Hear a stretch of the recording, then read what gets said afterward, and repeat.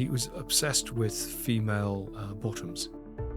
And when she said no, he said, well, is a blowjob out of the question then? I know people did provide a woman for him. I mean, often it was done very subtly.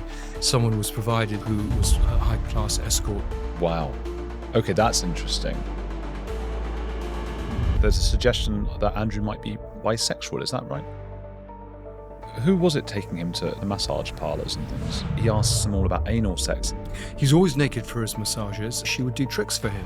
It is believed that he lost his virginity very, very young. He was basically taken by the father of... So he was 11. It may help explain Andrew's sex addiction later on. He's a sort of man-child. There are not many grown men who have 29 teddy bears on their bed. There's something odd there. Hi guys, can you please do me a favour? We're trying to make sure over 50% of you viewers subscribe. Please hit subscribe now. It's free and helps us grow. Andrew Lownie, welcome back again to the show. How are you doing? Very well. Very enjoyed our last chat and looking forward to this one. Yes, we had a slight break in between and we're back at the table now. We just had one. If people haven't watched that, you should watch that as well. We did an episode just a few days ago about the Epstein and Andrew links and Fergie and Andrew. That was Fergie and Epstein, which was a lot that I did not know about and people are not focusing on. So I hope people will go back and watch that one as well. Just to start this one again, this is new independent one. We're going to talk a lot about Andrew's weirdness, his strangeness, his bullying, his bisexuality, the something between Andrew's father and Fergie's mother that I had no idea about, Andrew's virginity, very strange kinds of things. But just tell me again briefly about your book and all of that. Well, entitled The Rise and Fall of the House of York is a dual biography of the Duke and Duchess of York. It looks at their marriage. I mean, one of the extraordinary things is they were only together from 1986 to 1992 when they separated, divorced in 1996. And yet here we are with the couple still living in the same home, often going on holiday together. And that's quite an interesting question. How do they stay so friendly together? What is the nature of their relationship? Was it an open marriage? Was the timing difficult for them at different times? Were they forced to get divorced because of the embarrassment that Sarah created against the family? So that's one element. And I think by looking at, as I hope we will this time, at some of his strange personality traits, it may explain how he's got himself into this mess and perhaps how it might have been prevented. Absolutely. And that's interesting itself. I'll ask about that as well. Well, no, I'm going to ask now. So do they live together still? That's the case? Yes, she has a separate apartment in Royal Lodge. Royal Lodge, as you know, is 30 rooms. It's massive, 100 acres. So they don't need to share the toaster in the morning, but I think they are friendly. They see each other. They talk to each other the whole time. They have defended each other. I mean, first of all, he had to defend her, had to bail her out. Now it's sort of the positions are reversed. And it's sort of the two of them against the world to a large extent. She has loyally stood by him. I mean, I would say crazily stood by him at times, saying he's the most honourable man, most decent man she's ever known. It's almost like What's what she says in public, I should say, or what she says in private is slightly different. I see. It's almost as they might have too much on one another. Well, I think she hangs in there very closely because, of course, she's nothing without her links to the royal family. I mean, she's nothing in terms of her social status, nothing in terms of her commercial appeal. So I think there's an element of that. I think that's what's often concerned members of the royal family. She, of course, knows a lot of the secrets, and so better to keep your friends close and your enemies closer. So I think there is an element of that as well. I imagine this kind of cold royal lodge where they're separated by 29 rooms between one another. I sometimes joke with my wife if we're in separate rooms and WhatsApping. I'll be like, just from this ward of the house to yours or so on. And it's just, she's the room next to mine or something. They actually live that life. Isn't that crazy? Are there other people living in that palace? Well, there's extensive staff, and I think members of their family come to stay. But she certainly travels a lot, and I think he travels more than people think. There's this idea that he's basically under house arrest at Royal Lodge and never leaves, apart from the occasional ride on a horse and to play golf. But I get the feeling that he is traveling, for example, to play golf in Portugal, and he's pursuing some of his business interests. I talked to one ex-girlfriend of his who said that she actually lived at Royal Lodge for years without anyone knowing, and that there are ways in and out of Royal Lodge that people don't know about. So if that's the case, he may well be traveling more than people think. That's interesting. I remember hearing about the palace. I spoke with a former guard there who told me that it was just mad, the comings and goings of the women for Andrew, and they were sort of coming in secretly. And I think it was Ghislaine in particular didn't have to always sign the entrance book. Yes, that's a Paul Page. Talks about all that. That absolutely. I mean, even escorts were being brought in, without them knowing the full security. And this, clearly is very dangerous because there had been attempts on his life. And, for security, you need to know who's in the building.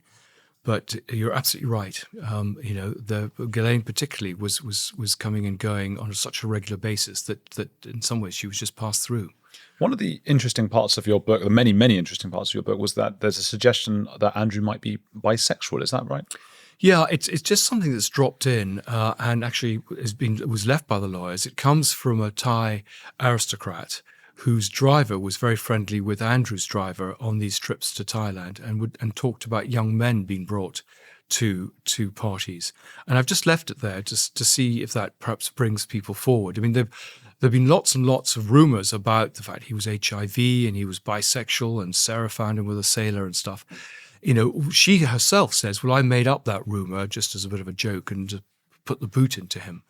But, I have had people over the years, as I've researched the book, give me stories, but they're always secondhand. There's never any concrete evidence. I mean, there was a maid at Buckingham Palace who actually sold a story to a Canadian paper saying that Sarah had found him with someone in a compromising position. A man. A man. But, it was in a sort of gossip rag, and no serious paper has written it. Yeah, I know that, for example, ITN investigated some of the claims and found no evidence to support it. And certainly, I've had two stories. One that he was in a hospital in Australia in May 2005 with HIV. Something came to me from someone else who said his girlfriend, who was a nurse at St Thomas's, at the end of 2010, treated him. But the person has lost touch with the woman, so I can't go and talk to the nurse. And the journalists who were reporting on, who Kylie Minogue was also in the hospital at the time, reported on the story, said there's no sign of Andrew there, no rumours of him there. So a lot of these are sort of stories that sort of go nowhere once you chase them down. I see. And but one that I think that you're more on steadier ground with, let's say, is the penchant for prostitutes. Not you, but Prince Andrew. Yes, I mean, there's no doubt. We talked in the last program about the 40 prostitutes brought in to him when he was staying in Thailand. But funnily enough, I was talking to someone yesterday who's doing some research for me in Canada, and she went to one of these very smart 6-star hotels and got friendly with the doorman. The doorman was saying to her, "Oh yes, Andrew used to come here all the time. We used to send in girls who were sent in from the whole time." And I mean, there's even a bit in the book where I have the private secretary going to Andrew, going to one of the diplomats and saying, Andrew likes blondes, and the diplomat saying, "Look, I'm here as a diplomat. I'm not here as a pimp." So they were pretty open about it. Imagine being told that as a diplomat, just like, by the way, Andrew likes blondes, and you're yes. And so well he might. Well, I mean, I know people did provide a woman for him. I mean, often it was done very subtly.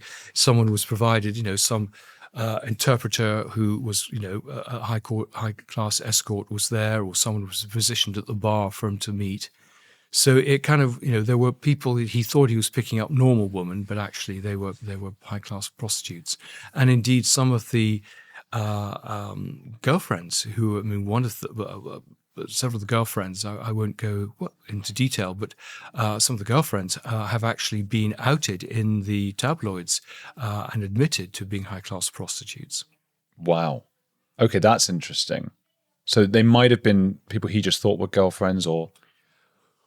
Well, Sophie Anderton, you better just check this. But Sophie Anderton has admitted to being a high-class call girl and was one of Andrew's girlfriends. Bloody hell. Okay.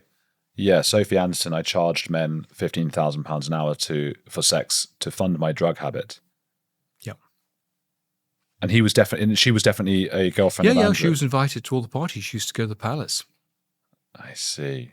So I mean, that does actually make things even worse, because this is in line with the Hugh Edwards allegations, because he was not only giving an underage person, who I believe was not, it was like 17 or 18, I don't know, these photos and getting photos, but also was fueling this young person's drug habit.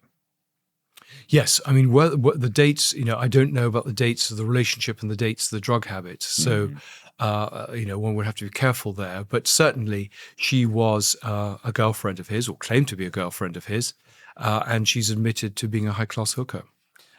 And again, is that illegal? That's to have prostitutes? Is that prostitution legal? They're trying to change the law, as far as I understand, to go after the people who use prostitutes rather than after the prostitutes or the people who are pimping them.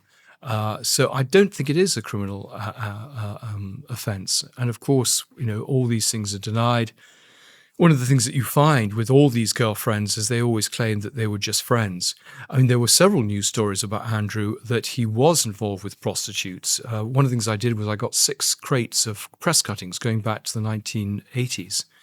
And there were stories in some of the people like the News of the World and the people in the Sunday Mirror, which have not online now, about prostitutes going into Andrew's homes. Bloody hell. I've got it here, according to AI now, on my magic computer. In the UK, selling sexual services is legal, but many related activities are not. It's illegal to solicit sex in public, control prostitutes for profit, or manage a brothel. While buying sex is legal, the law aims to protect vulnerable individuals and prevent exploitation. I didn't realise that. I just assumed it was illegal. Well, there you go. There is also, I mean, Andrew's father and Fergie's mother were lovers. Is that right? Well, it's the first sentence of the book, and it has got picked up now.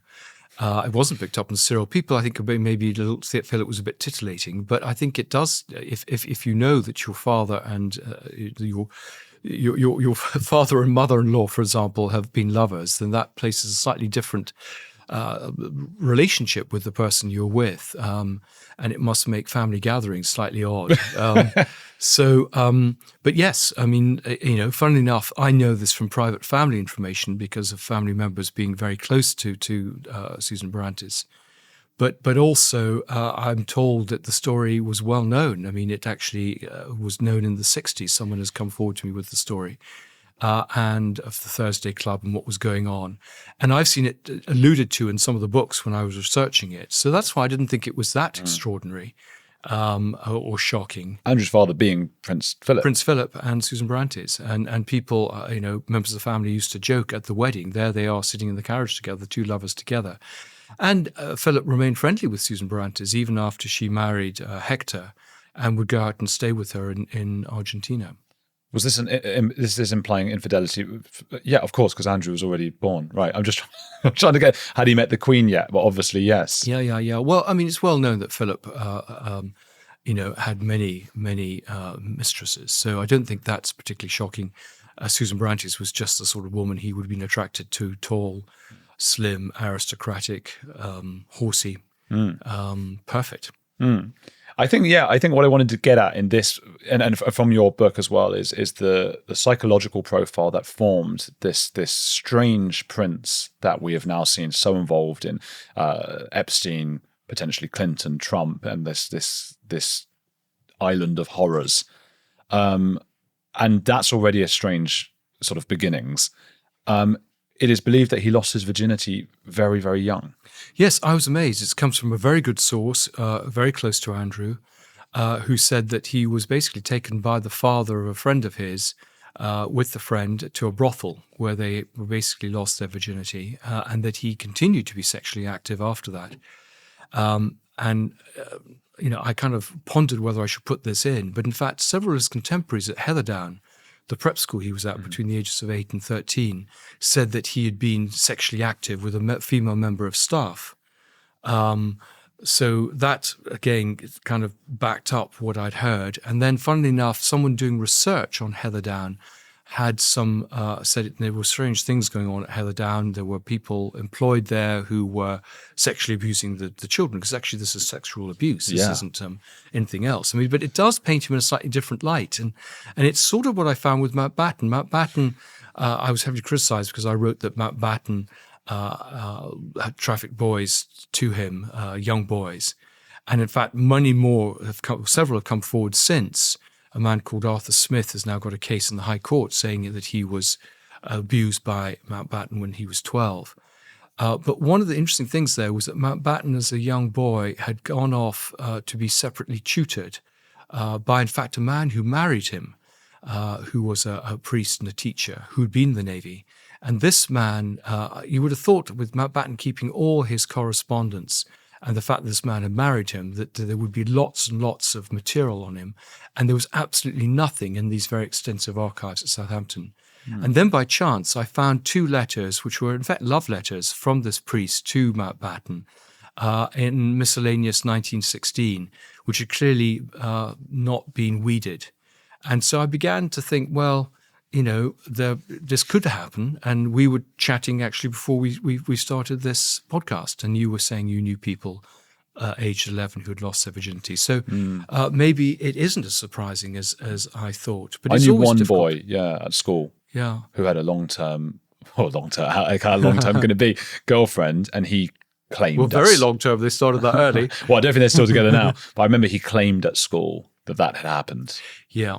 Well, I suppose one's got to be careful. A lot of things are claimed, Sure. but I think this came from an independent source. He presumably picked it up from discussions that he'd overheard. This source on the staff.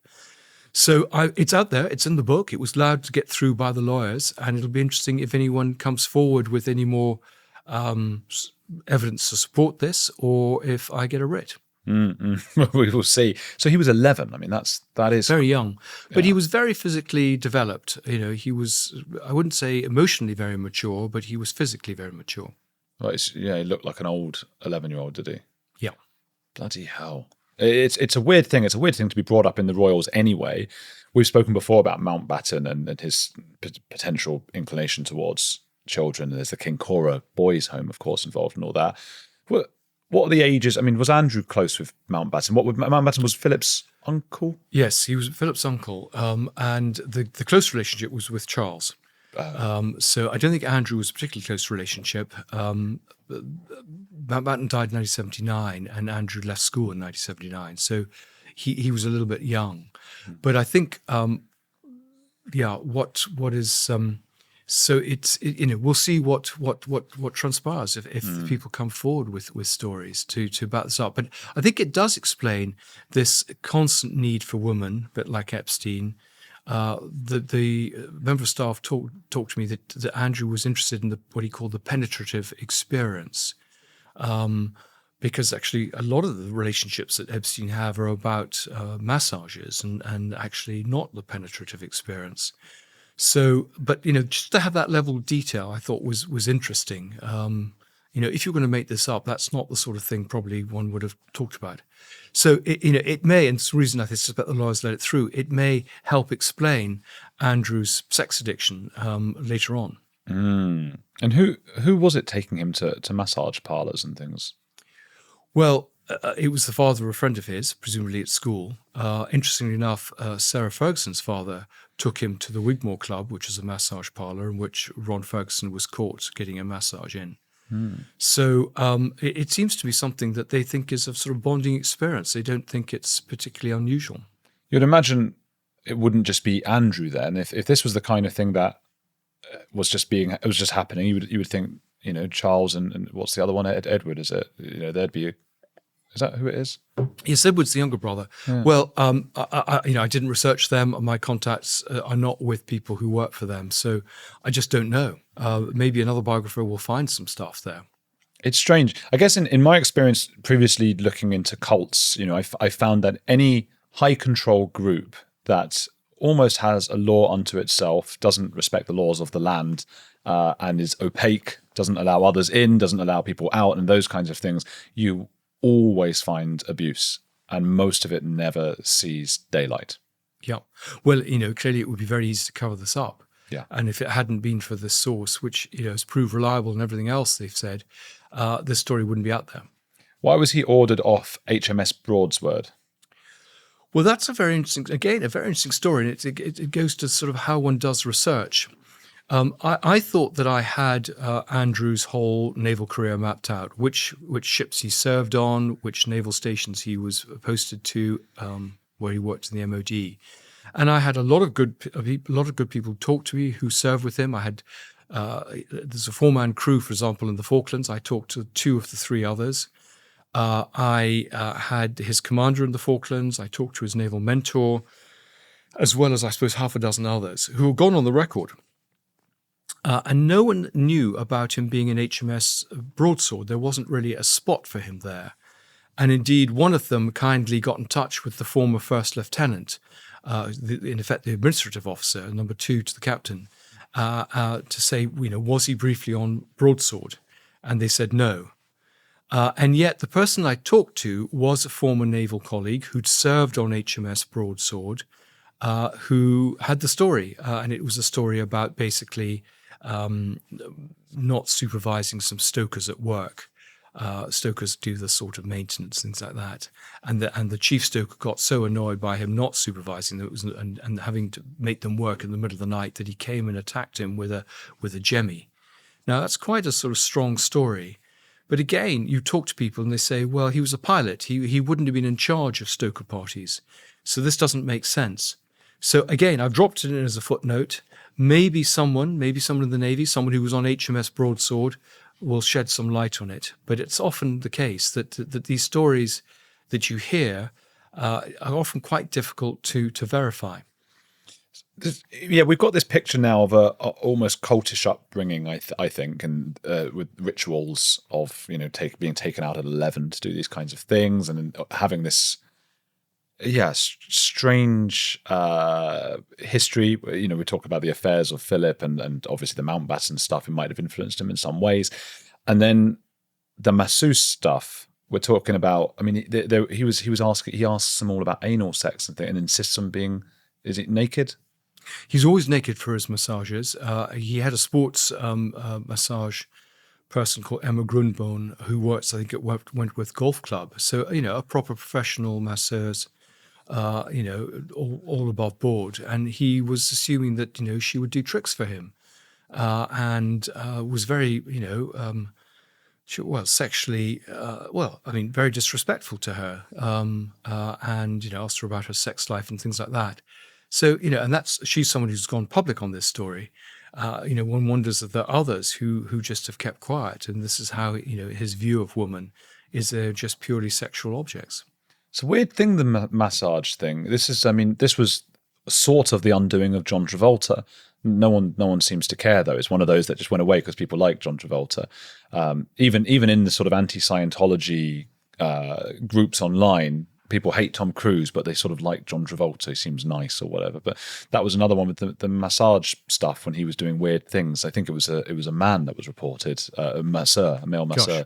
Yeah, and everyone sort of just forgets these things. It's really odd. But I get massages from time to time. I haven't in ages actually, but I like these Thai massages. The thought of saying something inappropriate to these lovely people it blows my mind. I can't even begin to fathom. Well, it's back to entitled. This sense of everything. He's a narcissist. Everything is seen around his own interests and desires, and there's very little empathy for other people. I mean, he treats his staff appallingly. He'll summon maids up from floors, several floors below, just to open curtains. People were woken up in the middle of the night to help him fix a TV remote switch. He will ask his policeman. He'll tee off. Send the balls down the golf course and send his policemen to pick them up, which is not what they're employed to do. So he just has a sense that everyone is there to serve his interests rather than actually as professionals. And one of the most damning statements came from a man called Colin Burgess, who was an equerry to, again on the record, equerry to the Queen Mother, who just describes the difference between the way that other members of the royal family, everyone else, from Charles and Edward and the Queen Mother on, how well they treat their staff as friends, and how Andrew treats them as complete servants to be bossed around. And so it's weird. He hasn't picked up any of the sort of social graces or anything that you would expect that any grown-up person. I, as an agent, represent someone with autism who, when he first started off, would find it very difficult to relate to people. But he's kind of learnt all the social sort of rules just by talking to people and observation, even though it's quite difficult for him. But Andrew's never done that. And yet he was the Queen's favourite. Yeah, well, I think she was very protective of him. I think she may have felt that he was the most vulnerable, the oddest, and that she needed to take care of him. The others are all happily married with families.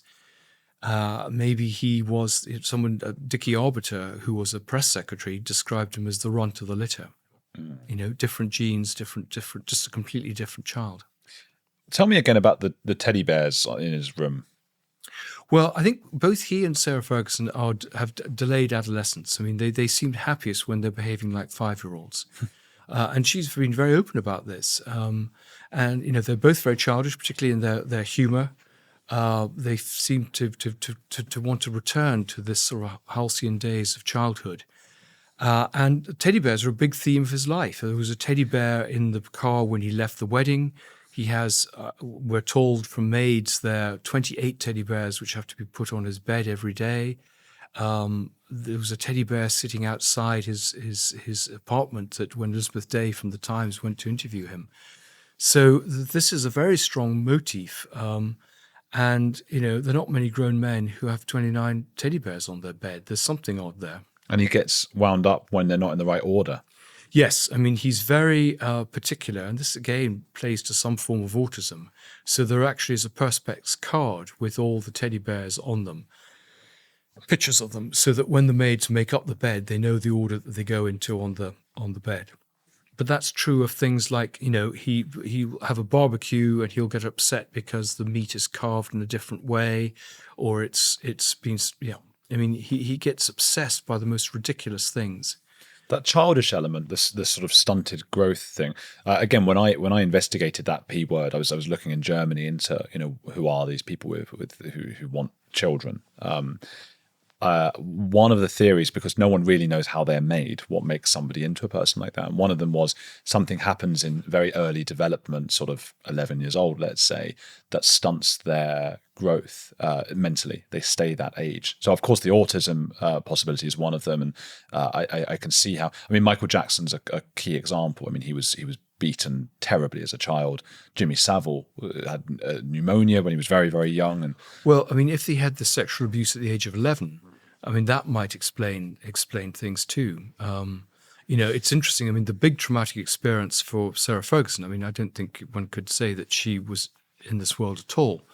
But, I mean, her mother left the family to run off with an Argentinian polo player. And so a bit like Diana, brought up by her father rather than her mother. And she has, she's always said she has these, feelings of abandonment, this desire to please people.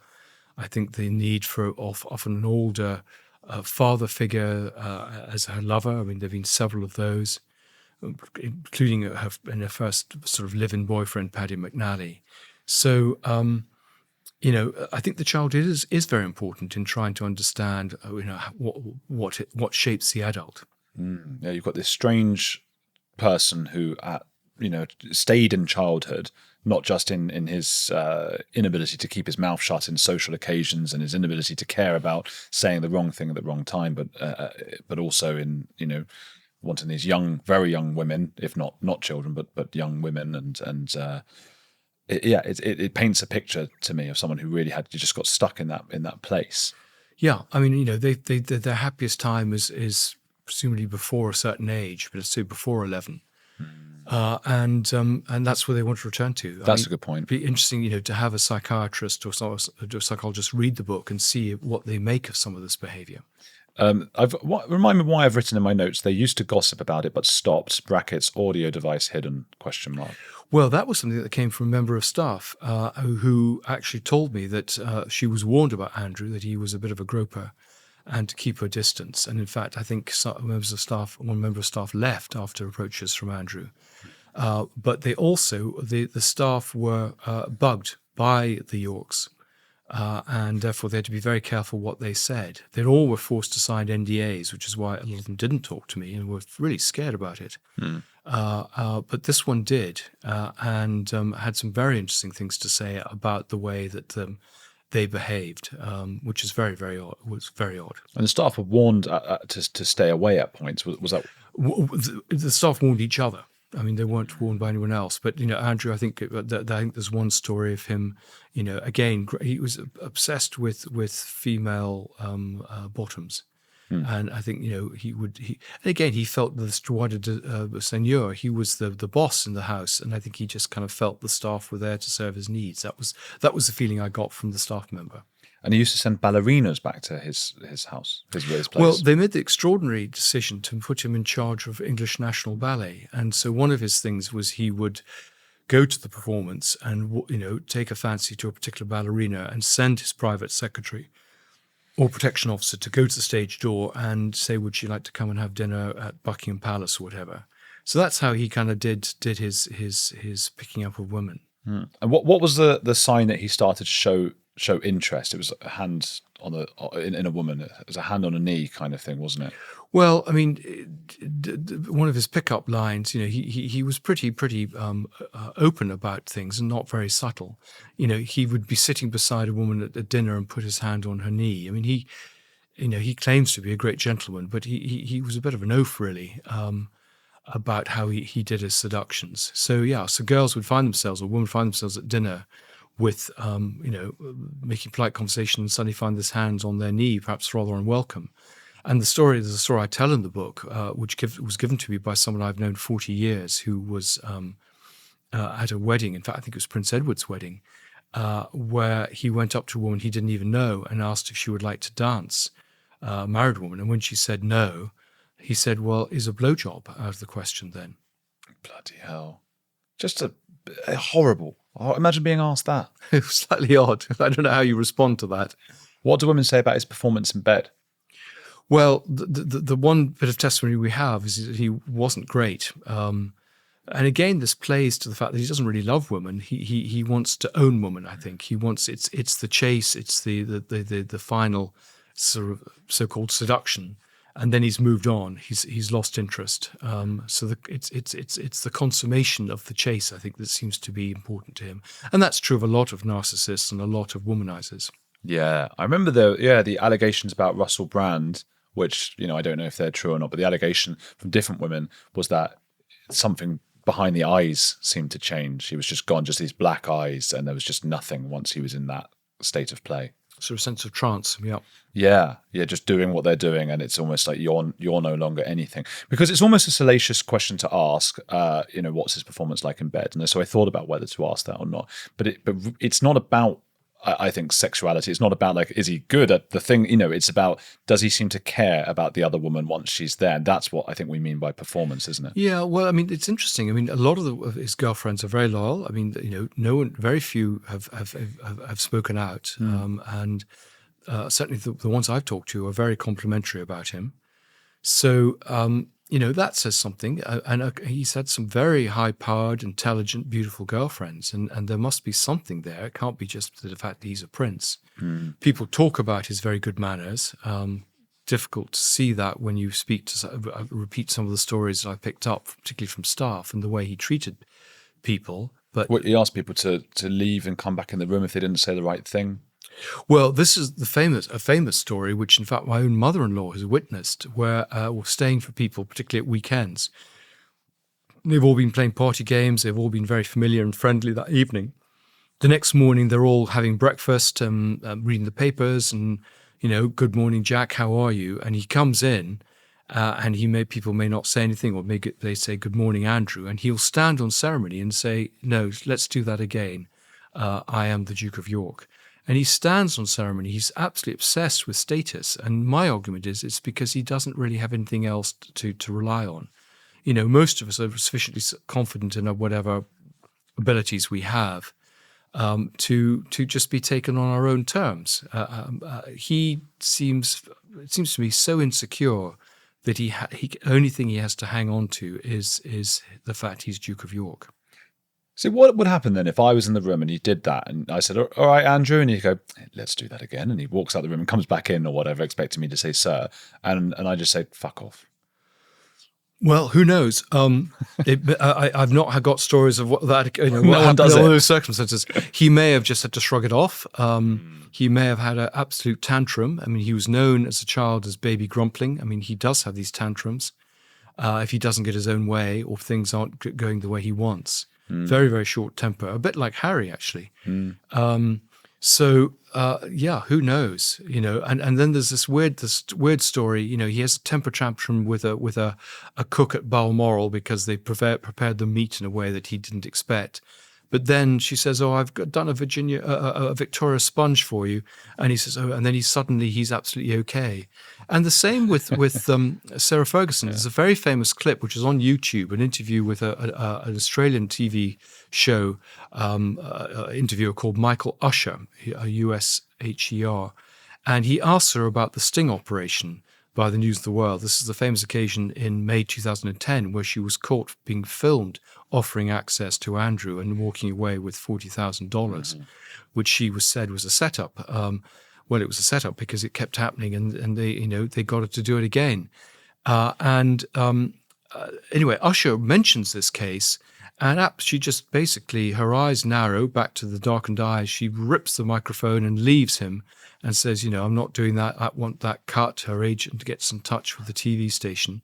And yet Usher said afterwards, we then, wanted to diffuse the situation.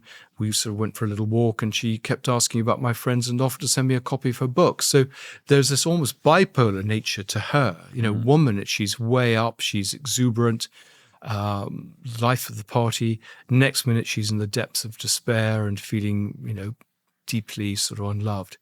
It is, and I think staff found this really difficult, because you didn't ever quite know which mood she was going to be in. She would play people off against each other, staff. You would be in and someone else would be out, and she'd brief against people.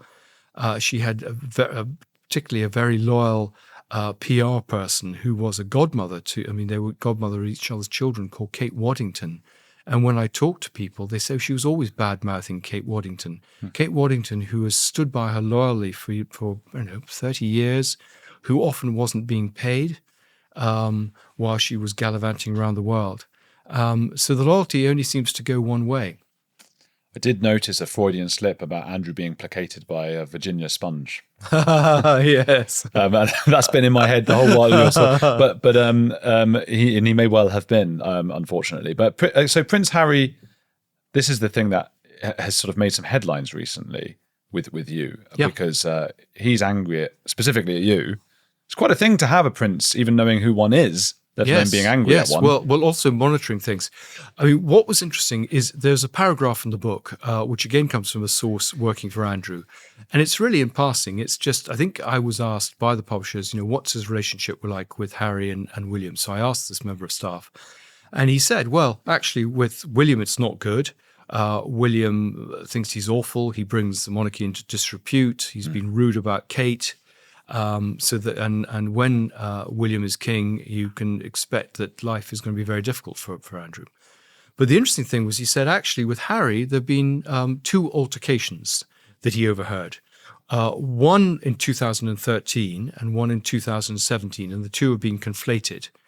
The one in 2013 was about basically Harry's lifestyle. At that point, he was going off the it was being reported he was taking drugs. He was kind of going a bit off the rails. And I think Andrew, in a paternal way, wanted to sort of set him right. And Andrew said, and Harry responded, well, you're not one to tell me how to behave. And they got into a bit of Harry threw the punches. And that gave Andrew a bloody nose, according to this witness. Now, that was actually picked up by the papers and the Serial, which I didn't expect. It had gone through legal. No one had thought there was a problem. And, of course, went around the world, because anything about Harry goes around the world. Harry saw it. He felt disrespected, I think, when his wife was disrespected, because the second episode in 2017, which is when he'd first met Meghan, the line from Andrew was, I think you should be careful here. I don't think she's suitable. She's too old. You haven't done due diligence on her background. All the sort of questions that people have been asking since 2017. Exactly what William said. Exactly what I found when I was researching my Mountbatten book, and I was talking to members of the household, and she was just on the scene. So it all rang absolutely true. But he decided to write a letter and didn't come to us and said, what's your source for this? Prince Harry wrote a letter. Yeah. But I mean, the obvious thing would have been for Prince Harry to give us a reply and to say, where'd you get this? What's the basis for this claim? He didn't. He just leaked a story to Newsweek. He told people not to get involved with my book. He was trying clearly to undermine its credibility and threatened to send a legal letter, which he has now sent to my publishers, to which they're responding very robustly. There's no damage to his reputation. I mean, in fact, I think it's been enhanced by the fact he gave Andrew a bop on the nose. It's a complete sort of just piece of bullying, really. The publishers, I think, are putting a note to say that Harry denies his allegations, which is fine. And there we are. We leave it as recollections vary. All I can say is if he decides to pursue this, and no one believes that he will, but if he does, then we're very robustly will make our case. I think it'll open a whole can of worms for him. So he'd be very unwise to do so. Difficult to defend yourself against someone with unlimited funds. Well, fortunately, Collins, my publisher, have been very supportive and are handling things. And I think we'll be fine. When Prince William becomes king, is that the end of it for Andrew? Is he out? Well, it depends when William becomes king. I mean, let's hope it's a long way off. It could be another decade. And who knows what's going to happen in the next decade. I think the feeling I get from looking on social media is that the king needs to deal with Andrew. This is not a long-term problem. It needs to be addressed now. Do you have him appearing publicly at family events like, Christmas and funerals, or do you literally put him, as they did with some of the relations of the royal family who had mental health problems? Do you literally lock them away? So that's a question they're going to have to deal with. But he is clearly doing reputational damage, and it must be very frustrating for other members of the family who do a fantastic job and put public duty before private gain, to see all they do be undermined by Andrew and Sarah. Yeah. He puts like pate in people's faces. Yes, one of his funny ha-ha jokes is it tends to be with women, but he'll, if pate has been served at dinner, he will lean forward, sniff it, and say, "Don't you think this is a bit off?" And as they lean forward, he'll push their faces into the pate. There's a story with Tanya Breyer, who was a sort of socialite. In fact, was I think a presenter at one point. You don't hear about her so much now. Who was a friend of his at one party, where he unzipped the whole of the back of her dress, which sort of went down almost to the full length of her back. There's stories of people at dinners going away perhaps to the lavatory and coming back to find that he's removed their place setting. And moved the chairs together. And a lot of it is about humiliation. It's a sort of thing that small children do and are very annoying and grow out of. But he's still doing it in his 60s. Yeah, this man. And he'll probably be doing it in his 70s and 80s as well. He's a sort of man-child. I think that's probably the best way to describe him. I think so.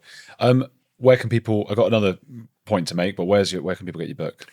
Well, the book is on Amazon. There is a separate Canadian-American edition that comes from Westminster Press with an audio from Blackstone. Otherwise, all the rights in UK and Australia are with Collins. They have a Kindle, a hardback, and an audio as well.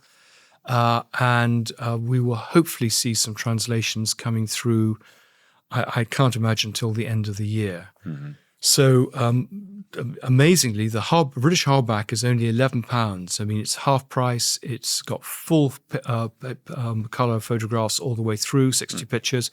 It's incredible value. Otherwise, it's a $9.99 Kindle. Mm-hmm. Okay. Well, we will put a link down below. I love the photos and all that when you flip through. Yeah, they're great. They're great photos, aren't they? It feels like yes, and it's like just the luxury of a book. Worth its weight in photos. They've done amazing typography. They cut the book so that they could give the whole thing space. So it's it's 140,000 words, but it's also it's a really lovely looking book. Well, I encourage people to get hold of it. And I'm not going to ask you for another heretic because we've just done another episode. I'm instead just going to direct people to that episode because we did, that was more about Epstein, Andrew, Trump, Clinton, the connections and all of those connections. So I would encourage people, if you're interested in that, if you haven't yet watched it, we'll have that right here. Go back and watch that because that is sort of a counterpart to this. And I think it's absolutely necessary to understand the full breadth of what Prince Andrew is. So click here, get hold of Andrew's brilliant book. There's links down below, and like this and do all the things.